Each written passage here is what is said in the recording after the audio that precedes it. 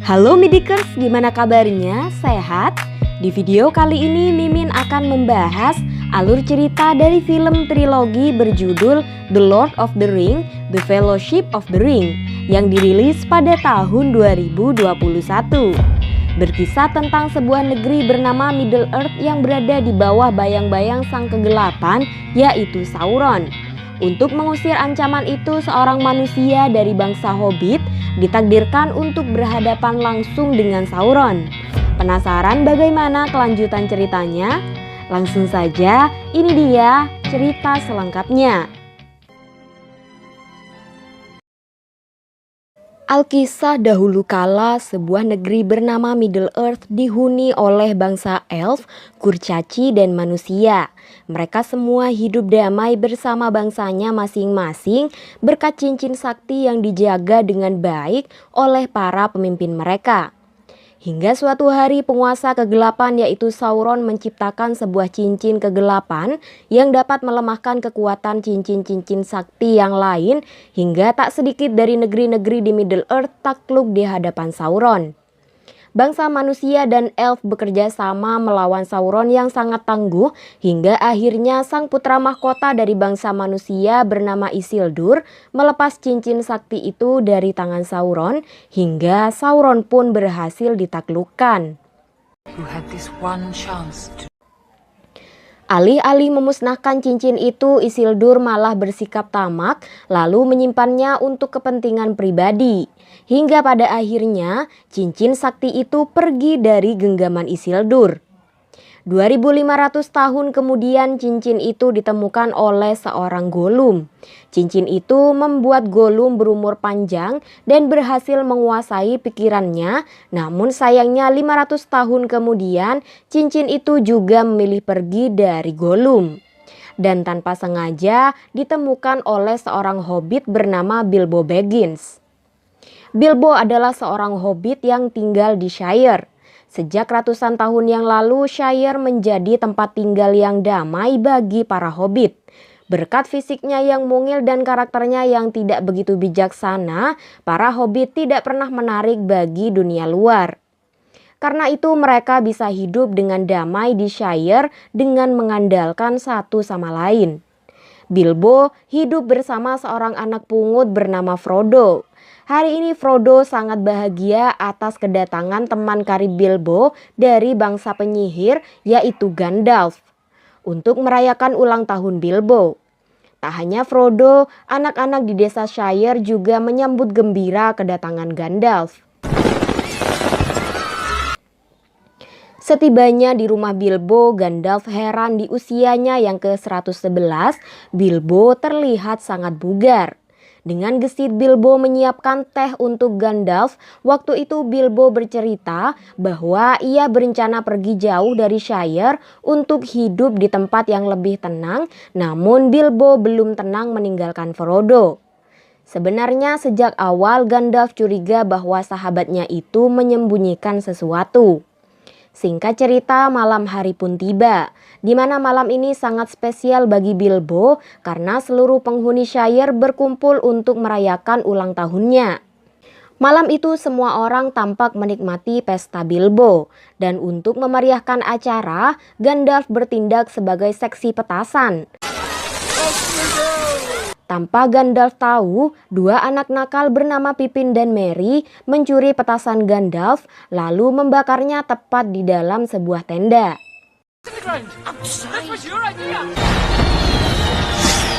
Saat sesi pidato, Bilbo berpamitan kepada semua orang, lalu tiba-tiba memakai cincin yang selama ini ia simpan lalu menghilang di depan semua orang.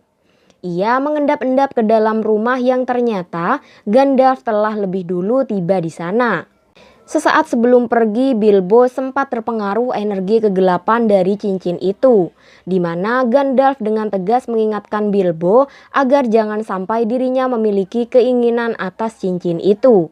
Sesuai rencana, Bilbo meninggalkan rumah dan cincin itu untuk dijaga oleh Frodo, lalu ia pun pergi dari Shire.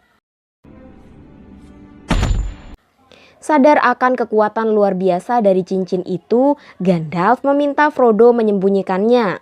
Gandalf bergegas pergi untuk mencari informasi lebih lanjut tentang cincin itu.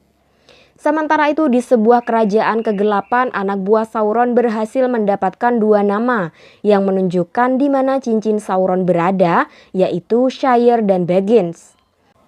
Gandalf bergegas menemui Frodo lalu membakar cincin itu untuk mengetahui tulisan di atasnya. Dengan bahasa Mordor, Sauron menuliskan bahwa cincin itu adalah alat untuk menguasai dunia.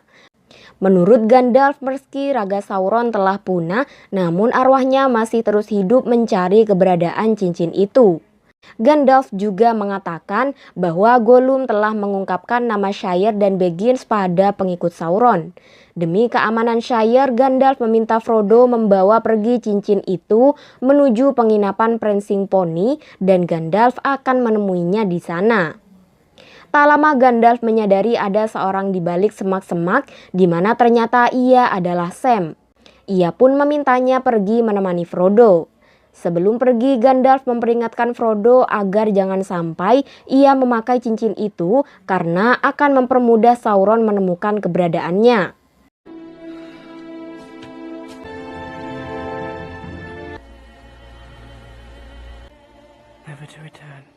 Sementara itu Gandalf pergi ke Isengard untuk menemui gurunya yaitu Saruman. Gandalf menceritakan segalanya tentang Shire, Baggins, dan cincin Sauron kepada Saruman. Gandalf bermaksud meminta nasihat pada Saruman, namun secara tak terduga rupanya Saruman telah menjadi pengikut Sauron dan tunduk pada kekuatan Sauron. Gandalf menolak mentah-mentah ajakan Saruman untuk bergabung dengan Sauron hingga terjadilah pertarungan antara mereka berdua.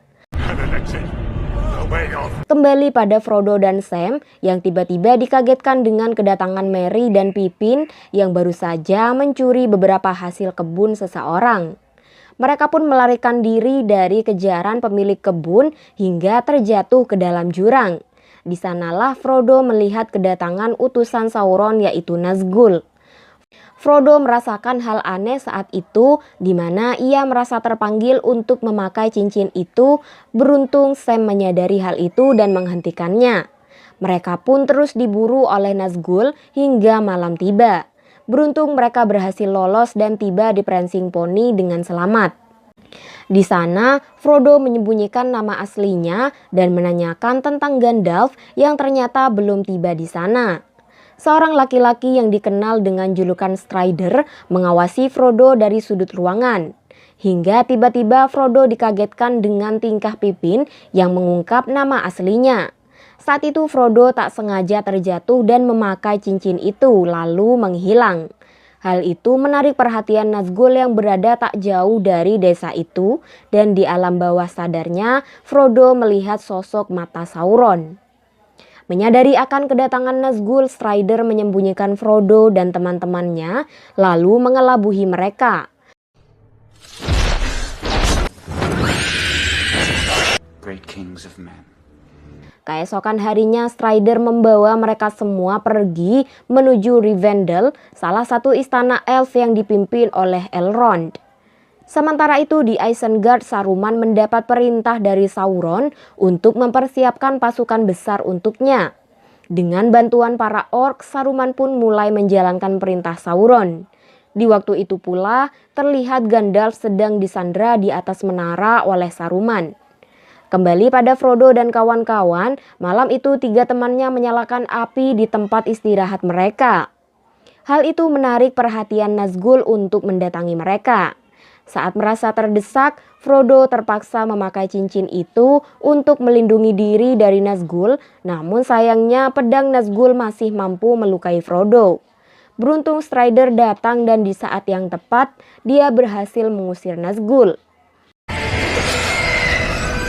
Strider pun bergegas menuju Rivendell karena satu-satunya yang bisa mengobati luka Frodo hanyalah bangsa elf. Tak jauh dari sana, di bawah komando Saruman, para orc berhasil membuat ribuan senjata perang dan membangkitkan orc yang baru yang sangat ganas. Sementara itu, keadaan Frodo semakin memburuk. Lalu tak lama seorang elf bernama Arwen datang mendatangi Frodo. Ia bergegas membawa Frodo menuju Rivendell. Arwen memacu kudanya yaitu Asfaloth dengan sangat kencang untuk menghindar dari kejaran Nazgul. Arwen memanfaatkan aliran sungai sebagai senjata. Ia membaca mantra elf lalu dalam seketika arus besar datang dan menewaskan semua Nazgul yang sejak tadi mengejarnya.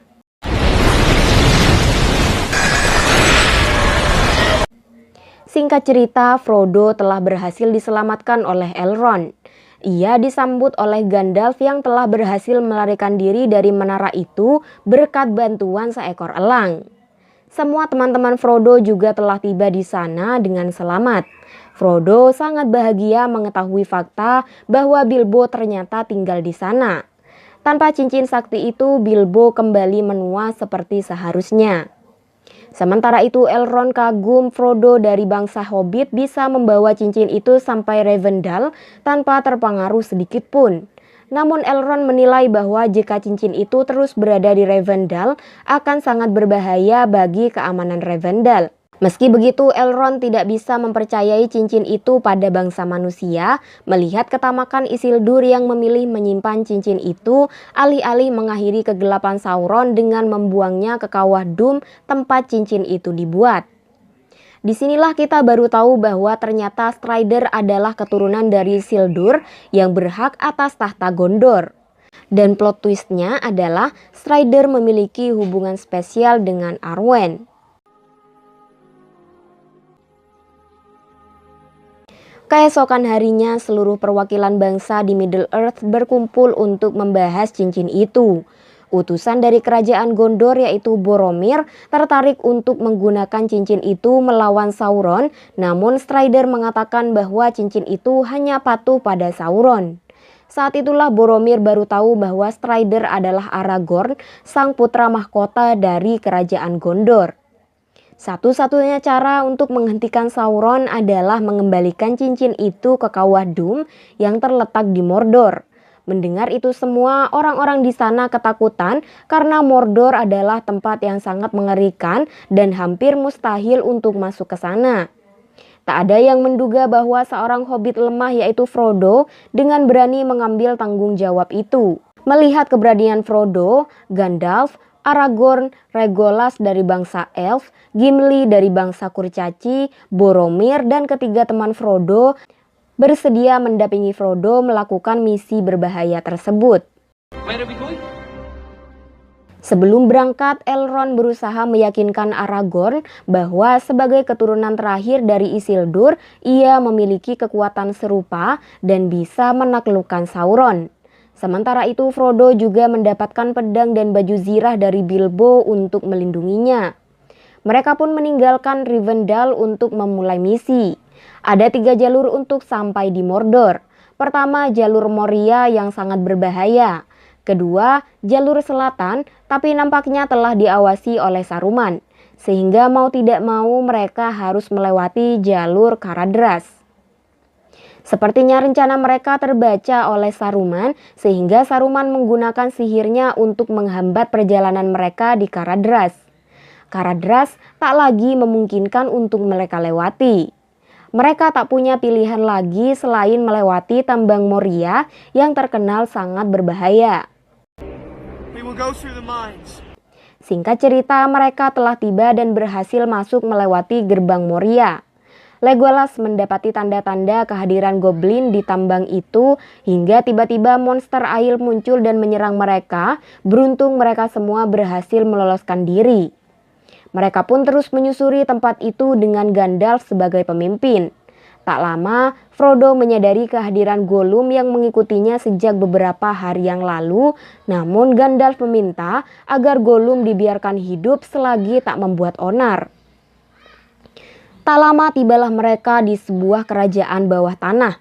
Saat berjalan lebih jauh, Gimli menemukan sebuah ruangan di mana jasad sepupunya yaitu penguasa Moria disemayamkan. Tak lama ratusan orc mendatangi mereka bersama seekor troll atau raksasa dan menyerang mereka semua habis-habisan. Mereka semua sedikit kewalahan menghadapi troll itu, bahkan Frodo nyaris terbunuh olehnya. Berkat kerjasama mereka semua, troll itu akhirnya berhasil dibunuh dan Frodo selamat berkat baju zirah dari Bilbo.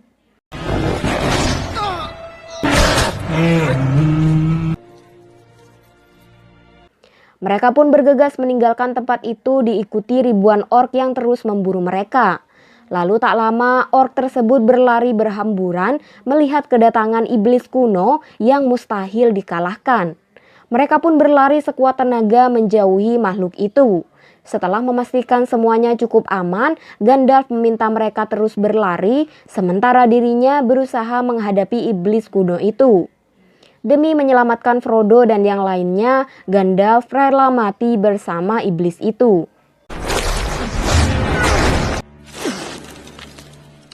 Mereka pun berhasil keluar dari tambang itu, namun Frodo sangat amat terpukul atas kematian Gandalf. Perjalanan pun berlanjut. Mereka tiba di sebuah hutan yang konon dihuni oleh elf penyihir yang begitu sakti.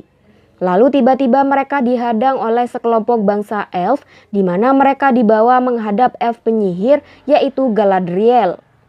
Ia menyambut Frodo dan yang lainnya secara langsung dan meminta mereka beristirahat di istananya malam ini. Malam semakin larut. Saat yang lain terlelap, Frodo menghampiri Galadriel di mana ia diminta melihat ke dalam cermin. Frodo melihat bangsa kurcaci di Shire berhasil ditaklukkan oleh Sauron. Rupanya itu adalah gambaran jika Frodo gagal melakukan misi itu. Tak ingin mengambil resiko sebesar itu, Frodo berniat menyerahkan cincin Sauron pada Galadriel. Jauh dalam lubuk hati terdalam, Galadriel juga sangat menginginkan cincin itu, namun Galadriel berhasil melawan ketamakannya. Rupanya Galadriel adalah salah satu penjaga cincin sakti yang diberikan kepada bangsa elf. Ia berpesan agar Frodo melakukan misi itu seorang diri. Sementara itu, pasukan orc Saruman telah siap tempur. Saruman berpesan agar para orc membunuh Frodo dan teman-temannya, lalu membawa cincin sakti itu pada Saruman.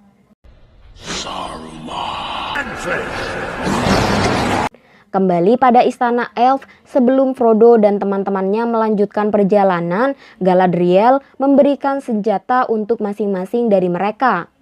Para elf juga berhasil mendeteksi kedatangan para orc yang telah melewati perbatasan, di mana tujuannya tak lain adalah cincin sakti itu. Singkat cerita, mereka semua menepi untuk beristirahat, beserta Gollum yang ternyata juga berhasil membuntuti mereka sejauh ini. Keesokan harinya, perjalanan pun dilanjutkan. Mereka melewati jalur air di daerah Gondor yang membawa mereka lebih cepat tiba di perbatasan Mordor. Ada beberapa jalan yang bisa dilewati untuk memasuki Mordor. Saat mereka sibuk berdiskusi jalan mana yang akan dilewati, Frodo tiba-tiba menghilang. Boromir berhasil menemukan Frodo di dalam hutan. Namun sepertinya pikiran Boromir sedang dipengaruhi kegelapan Sauron hingga Boromir berusaha merebut cincin itu dari tangan Frodo. Untuk bebas dari ancaman Boromir, Frodo terpaksa memakai cincin itu hingga ia sempat terjebak bersama arwah Sauron. Beruntung Frodo berhasil melepas cincin itu, lalu ia ditemukan oleh Aragorn. Tak seperti Boromir, Aragorn berhasil menahan bisikan itu dan berjanji mengantar Frodo ke kawah Mordor. Namun Frodo menolak dan memilih pergi sendiri. Tak lama tentara orc pun tiba di sana. Aragorn dan yang lainnya pun pasang badan untuk menghadapi ribuan orc di hadapan mereka. Tak tinggal diam, Pippin dan Merry juga mencoba mengalihkan perhatian para orc agar tidak mengejar Frodo. Saat semua sibuk bertarung, pimpinan orc tiba-tiba muncul dan melesatkan panah tepat di dada Boromir. Namun bukannya menyerah, Boromir justru menahan rasa sakitnya dan bangkit menghadapi para orc dengan sisa-sisa tenaganya. Pada akhirnya, saat Boromir melemah, para orc pun membawa Pippin dan Merry bersama mereka. Dan pimpinan orc mati di tangan Aragorn.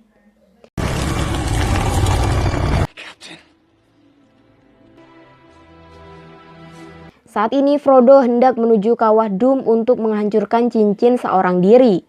Lalu dari jauh ia melihat Sam mengejarnya. Sam bahkan bersedia mati jika Frodo tak membawanya. Melihat itu Frodo pun luluh dan membawa Sam bersamanya.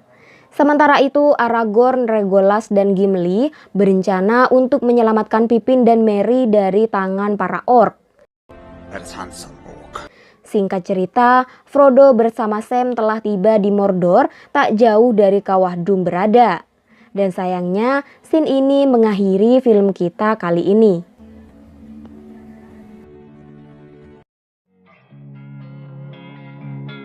Jadi guys, film ini memiliki sequel. Jadi kalau kalian suka ceritanya dan penasaran kelanjutannya, beritahu Mimin di kolom komentar ya, agar Mimin lebih semangat untuk update kelanjutan ceritanya. Mimin ucapkan terima kasih buat kalian yang sudah menonton sampai akhir. Mimin pamit undur diri dan sampai jumpa di video selanjutnya. Bye-bye.